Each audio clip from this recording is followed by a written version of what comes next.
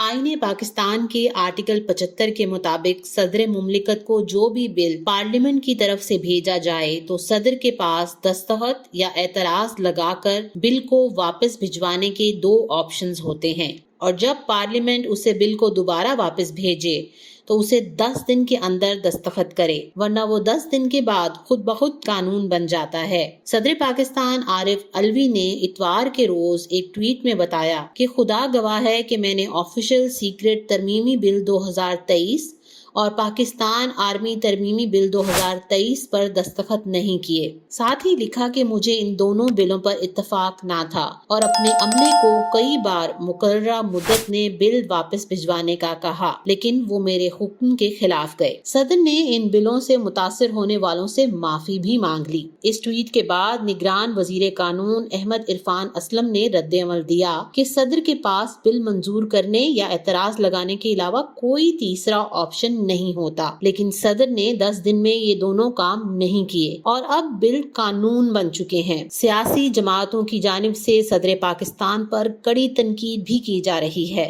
निगरान हुकूमत और पाकिस्तान पीपल्स पार्टी की सेनेटर शेरी रहमान, सेनेटर आसिफ करमानी और सेनेटर इसहाक डार की जानिब से सदर पाकिस्तान से मुस्ताफी होने का मुतालबा भी किया जा रहा है।